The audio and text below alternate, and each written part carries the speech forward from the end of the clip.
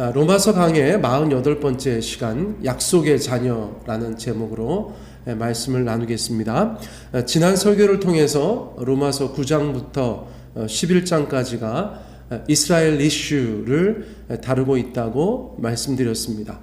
당대 사도 바울 당대에는 말할 것도 없고 오늘날에도 하나님의 선민이라는 이스라엘의 불신앙, 예수님에 대한 불신앙은 큰 이슈가 되고 있어요. 하지만 로마서 9장부터 11장까지의 내용을 자세히 살펴보면 저희가 고개를 끄덕이고 수긍하게 된다는 것이죠.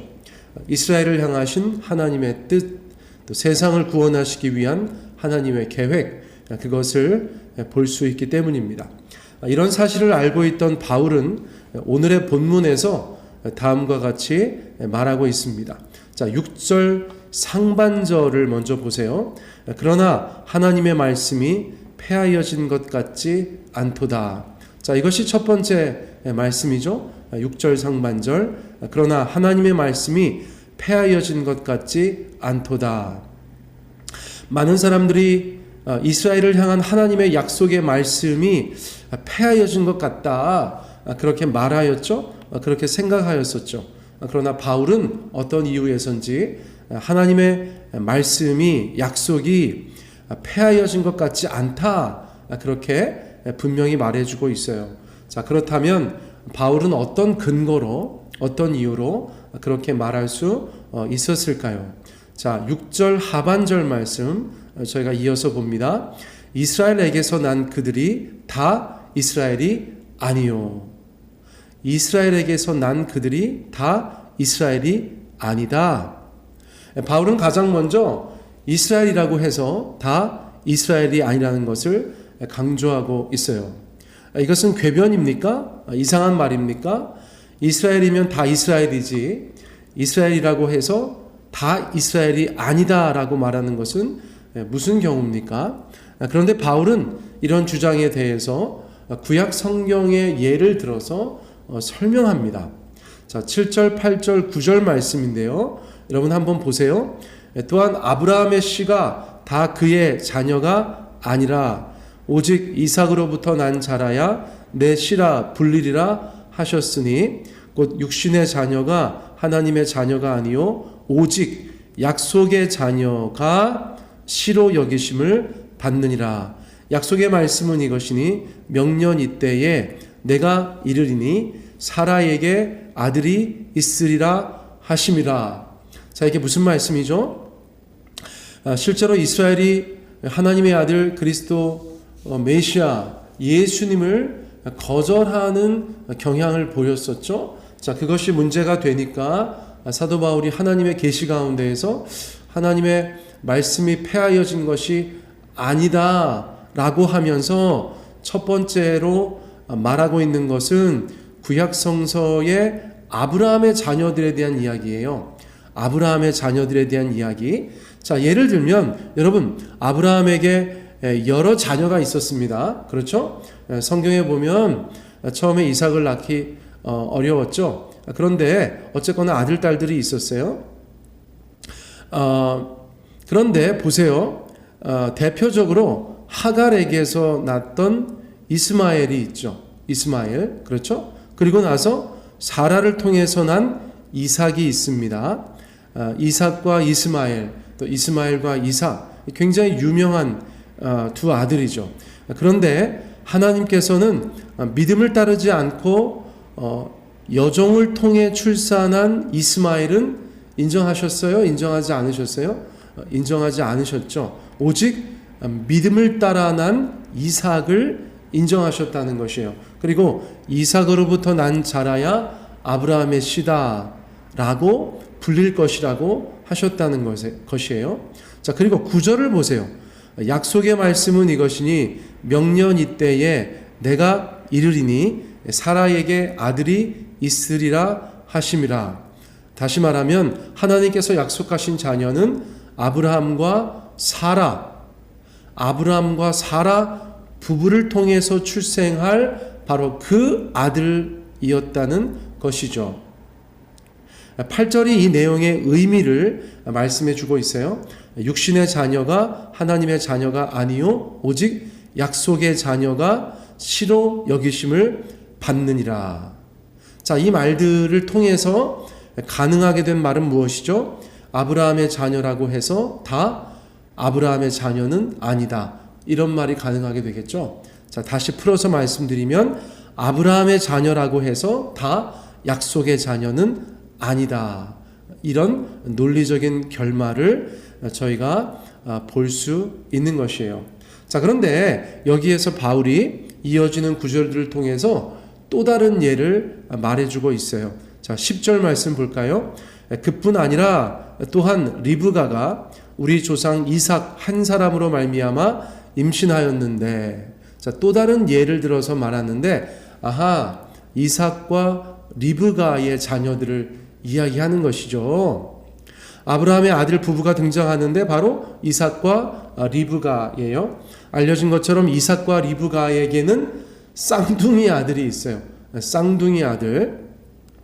이삭과 이스마엘 정도가 아니죠. 거기는 이복 형제라고 할 수 있는데 여기에서는 한 아버지와 한 어머니 사이에서 태어난 쌍둥이를 말하려고 해요. 자, 이 쌍둥이는 누굽니까? 야곱과 예서예요.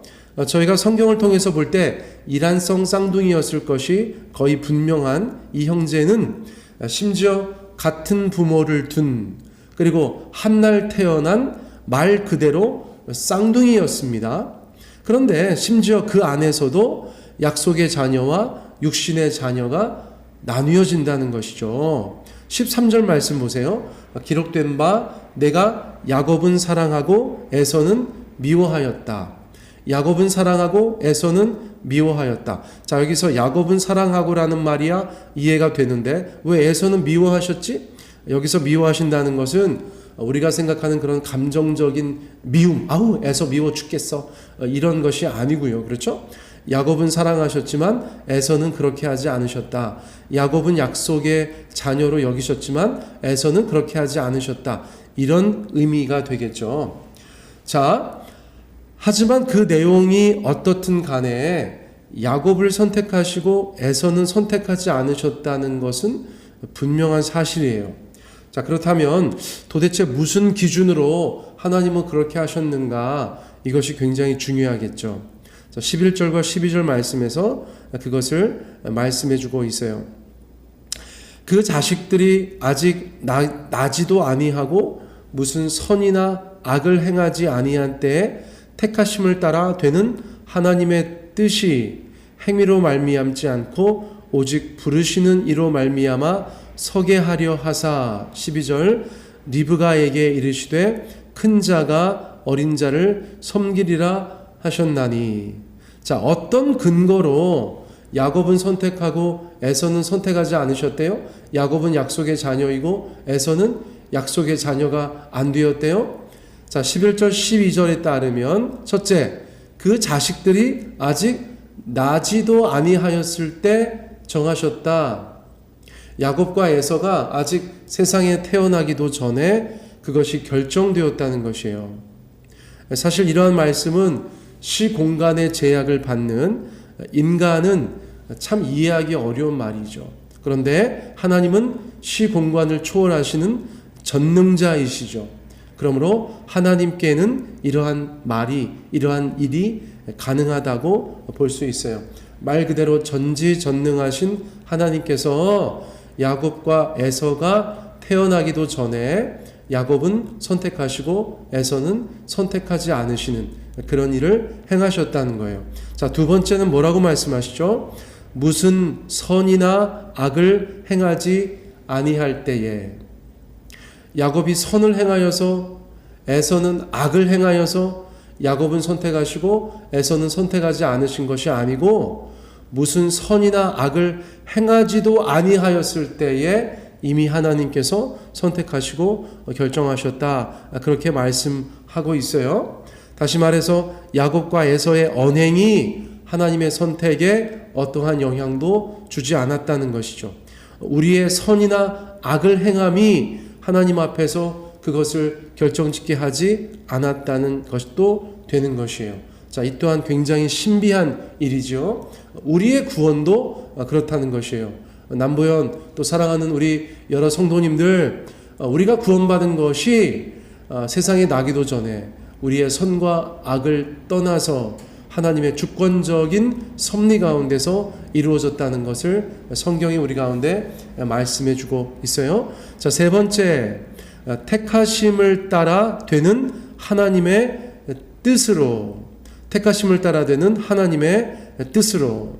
자, 가장 중요한 포인트가 이것이겠어요. 앞서 말씀드린 것들이 여기에서 다 하나 되죠. 무엇입니까?